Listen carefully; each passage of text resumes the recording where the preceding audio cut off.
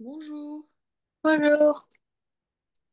Je voulais savoir si tu avais des points que tu voudrais travailler en particulier. Parce que, enfin, moi, j'ai prévu un cours, mais peut-être que tu as des choses sur lesquelles tu voudrais travailler.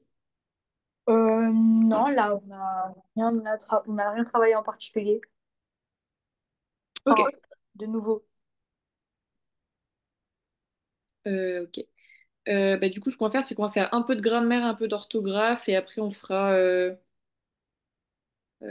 peut-être un peu d'analyse linéaire, je vais voir. Euh, au niveau des temps, enfin, tu te situes comment? Est-ce que tu as des temps avec lesquels tu as un peu de mal? Plus que parfait. Je maîtrise pas du tout. Enfin, en fait, je l'ai pas vu, donc Ok, on va faire ça. Tac. Donc, est-ce que tu te souviens déjà ce que c'est le plus que parfait? non. Alors, en gros, euh, donc on a, enfin, si tu connais déjà l'imparfait et le passé composé, c'est facile en fait. Enfin, ça va être plus facile. En gros, le plus que parfait, si je donne un exemple, par exemple, ça serait j'avais pris mon sac. En fait, le plus que parfait, c'est quand l'auxiliaire est à l'imparfait. Ok, C'est juste ça. En fait, tu vois, donc là, tu as le plus que parfait, et en fait, le passé composé, c'est comme le passé composé, sauf que l'auxiliaire, au lieu qu'il soit au présent, il est à l'imparfait. Tu vois, là, au passé composé, ça fait j'ai pris, et pour que ça devienne du plus que parfait, t'as juste à mettre l'auxiliaire à l'imparfait. ok, Alors attends, je vais quand même faire hop, donc le plus que parfait. Je vais quand même te donner des informations dessus parce que c'est important. Donc le plus que parfait, c'est un temps composé, comme j'ai dit, puisque je l'ai comparé au passé composé. Donc il est utilisé pour exprimer donc une action passée antérieure à une autre action. Donc c'est du passé dans le passé. Donc là, si je donne un exemple, ça serait il était arrivé, virgule, tout le monde était déjà parti. Et en fait, ça montre que quand lui il est arrivé, les gens étaient déjà partis. Donc c'est du passé dans le passé. Et donc, comme je disais, donc pour le former, donc la formation, c'est donc auxiliaire, donc avoir ou être, à l'imparfait, plus un passé, un participe passé, pardon. Donc ça fait ça. Et du coup, on va faire un exercice. Et tu vas voir, c'est assez simple en fait, parce que vu que c'est du passé composé, pardon, c'est du plus que parfait, bah, en fait, tu as juste à changer en général l'auxiliaire à l'imparfait. En fait, ça reste comme du passé composé, c'est juste, faut faire attention à l'auxiliaire que tu gardes à l'imparfait.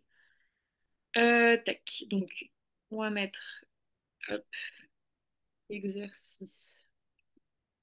Hop, tac,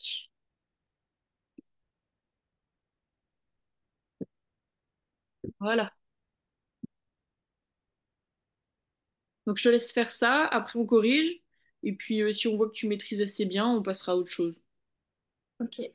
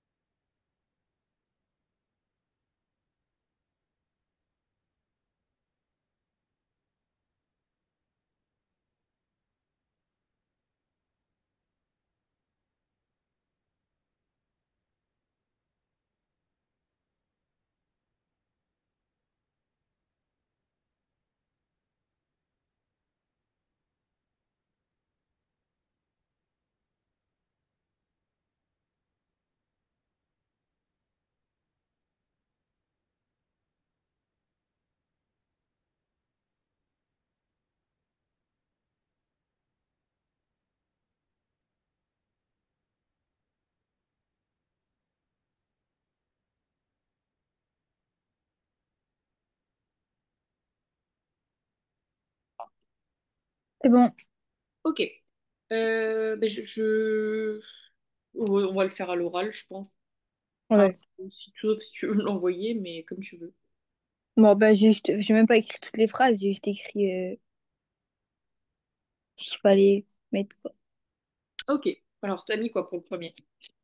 Hum, Quand tu es arrivé, j'avais fini mes devoirs. Mhm, très bien. Il s'était levé. Mhm. Euh, Vous n'aviez pas compris. T'en as sauté un, c'est vous, avec ce film plusieurs fois normalement. Ah oui, vous avez vu, pardon. T'as croisé, c'est pas grave. Donc t'as dit vous aviez, c'est ça? Nous, nous n'avions, pardon, juste on aurait dit un V. Alors, Nous n'avions pas compris.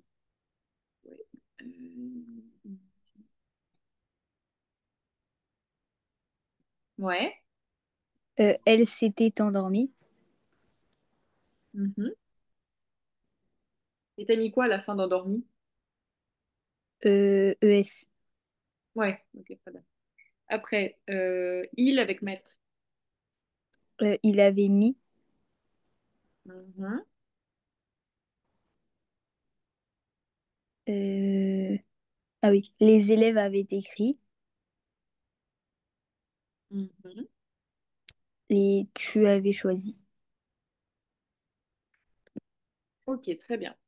Euh, Tac. Donc, ce que je te propose après, c'est de faire une petite analyse. Enfin, c'est pas vraiment une analyse linéaire, c'est enfin, je vais mettre un extrait donc sur le diaporama. Et après, il y aura des petites questions. C'est pour un peu commencer à bien comprendre les textes pour te préparer pour les prochaines années. Ok. Donc là, on a un extrait donc, de Germinal de Zola que je te laisse lire. Je vais mettre au-dessus la petite information pour comprendre le passage. Et après, il y aura des petites questions. Ah oui, alors attends, il y a un problème là. Je peux pas. Je vais essayer de le mettre en dessous. Ça va, tu vois là? Oui. Ou tu veux que... Ouais, je vais zoomer un peu. En fait, en gros, donc ça s'arrête à la guillemets là. Et ensuite, en dessous, c'est oula, un petit paragraphe pour t'aider à comprendre le texte. Ok.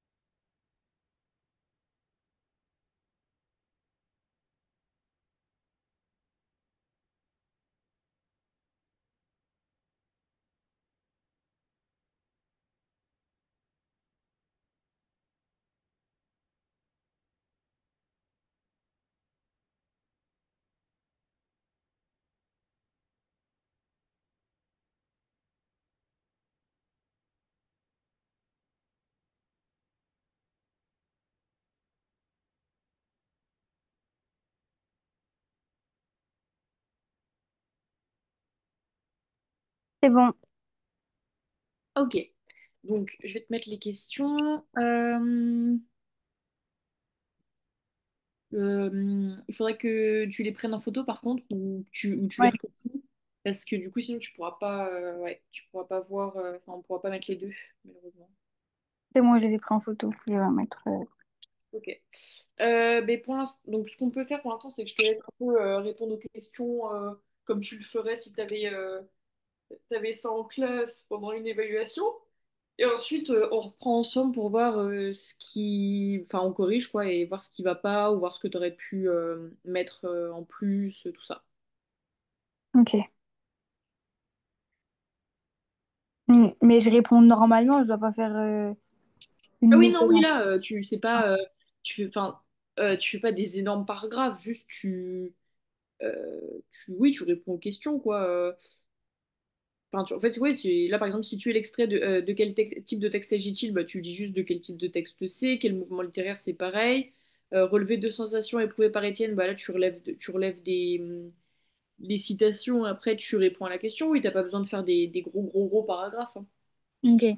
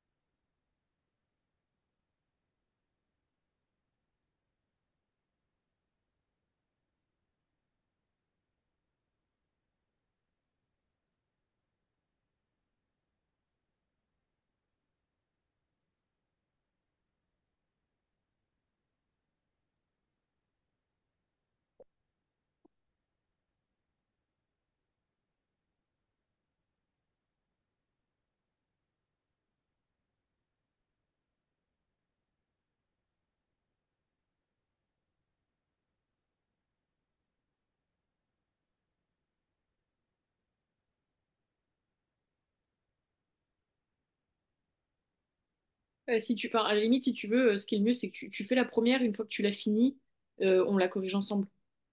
Ok. Et là, je vais pouvoir pas finir. Ok. Ouais, non, t'inquiète.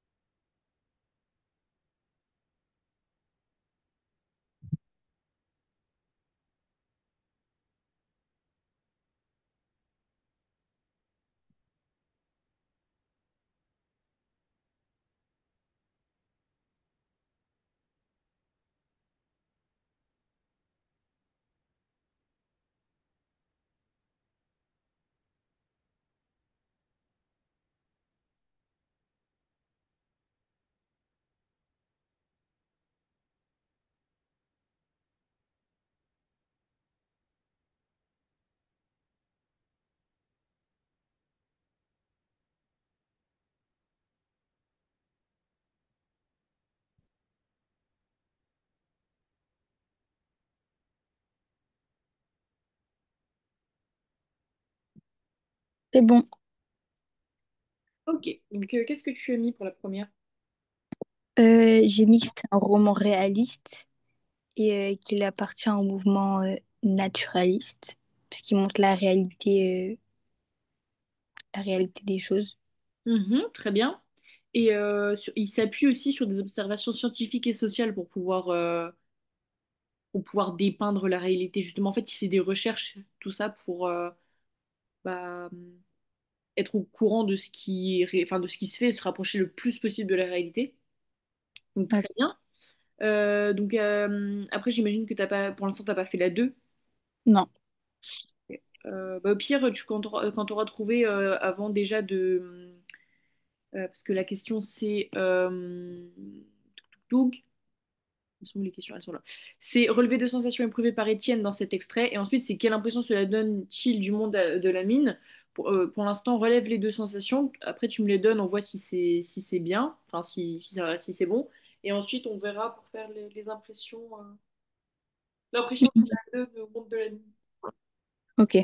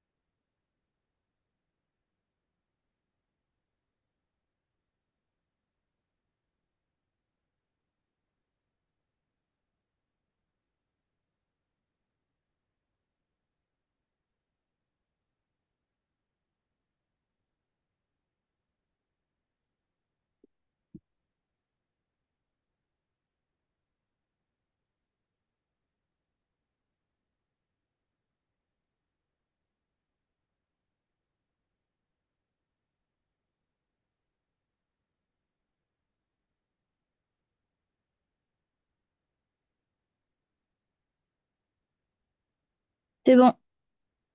Ok. Donc, qu'est-ce que tu as trouvé comme... Il se sentait happé par la mine mhm. et frissonnant et fasciné. Ça, par contre, le deuxième, je suis pas sûre, mais... Bah, la première, c'est bien, mais la deuxième, tu peux mettre plutôt... Il y a une chaleur lourde et humide, ou on avait aussi le vacarme des cages.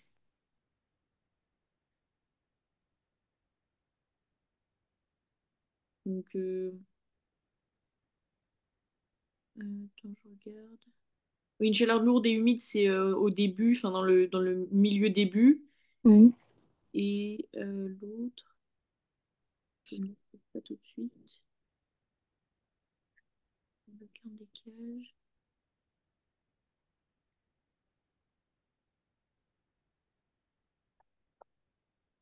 Ah oui, le vacarme des cages, bah, c'est juste dans la première phrase. Étienne descendait toujours dans le vacarme des cages.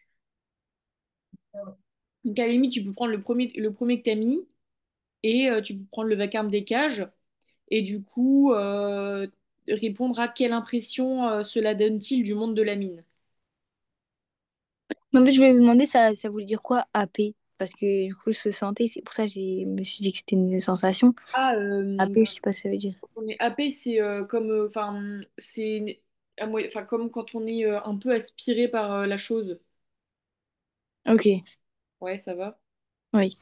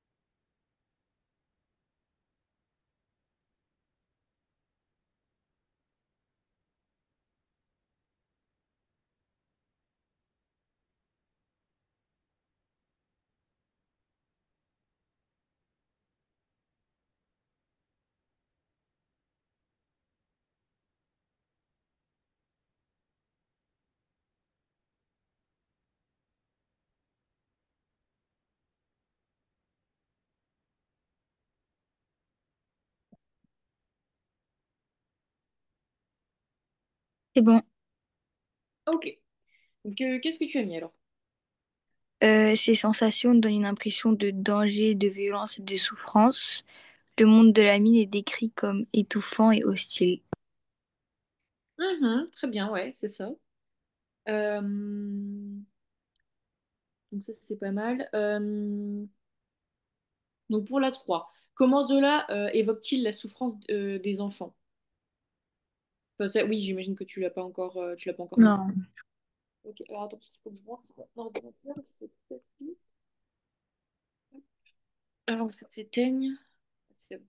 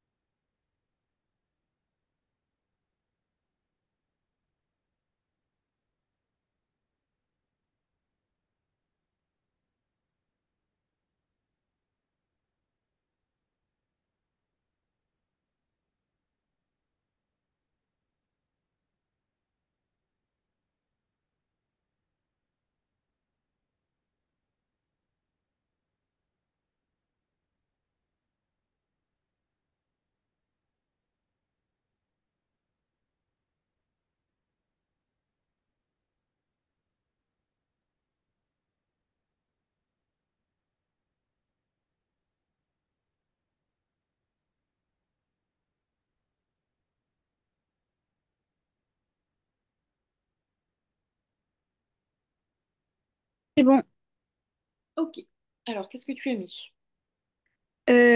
Zola montre des enfants qui travaillent dans les mines. Il décrit un petit blond, suant, allaitant, et aussi des enfants sales, ce qui montre qu'ils sont épuisés par le travail. Ouais, donc on a bien un épuisement physique. Et aussi, tu peux mettre que cela souligne une perte prématurée de l'enfance, parce qu'on peut relever aussi l'ère déjà vue.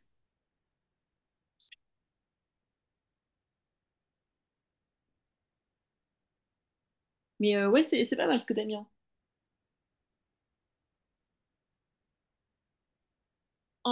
C'est bon, du coup, t'as ajouté ce que je t'ai dit? Oui. Ok. Bah, du coup, on peut faire la 4, relevé de procédés d'écriture qui contribuent à l'atmosphère oppressante de la scène. Ok.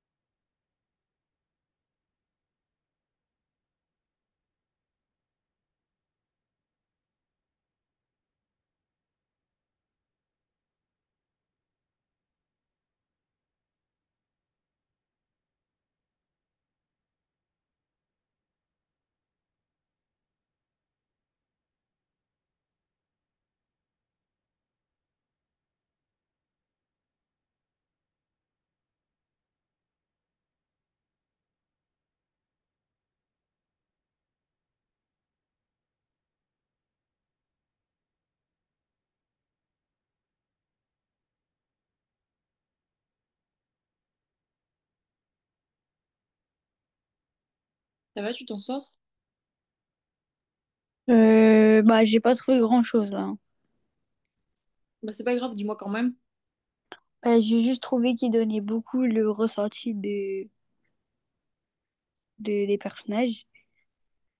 Mhm. Et c'est tout. Et t'as relevé quoi comme procédé? J'ai pas relevé. Enfin, j'ai pas. Ok. Alors là, pour cette question-là, on pourrait relever un lexique péjoratif, parce qu'on a la présence donc des mots noir, ombre, crier, fatigue et mouillé. Donc ça, déjà, ça permet de montrer que c'est pas une bonne atmosphère. Et ensuite, on a une métaphore, l'ombre des galeries semblait crier autour d'eux. On a aussi une personnification de l'environnement qui est menaçant et vivant, et du coup, ça montre qu'on a bien affaire à une atmosphère oppressante de la scène. Ok. Ça va, du coup, tu comprends? Oui. Ouais, en fait, là, en vrai, on te demandait vraiment d'essayer de relever des mots qui prouvaient ou qui permettaient d'indiquer que c'était une atmosphère oppressante. Ok. Et en fait, on l'avait déjà un petit peu vu avant avec la souffrance des enfants et les sensations d'Étienne sur le monde de la mine, tu vois. Oui. Parce que c'était déjà pas très positif, donc ça permettait de voir un peu ça. Est-ce que tu as des questions, du coup, pour la fin de la Non. séance? Est-ce que tu sais Est-ce que tu aurais des idées sur quoi tu voudrais travailler pour les prochaines fois? Non, là, j'ai pas d'idée. En plus, on a plus rien fait avec la prof de français vu qu'elle est pas là depuis une semaine. Ok. Donc, on n'a rien travaillé de nouveau. Ok, bah je regarderai du coup ce qu'on peut faire. Mais ça va là, cette séance-là, ça va? Enfin, tu sens que ça t'a fait enfin, quand même Oui. évoluer ou ouais? Ouais. Ok. Bon, bah je continuerai sur ce genre de séance alors. Bah, du coup, donc je coupe le diapo et je te souhaite une bonne journée et je te dis à la semaine prochaine. À la semaine prochaine. Au revoir. Au revoir.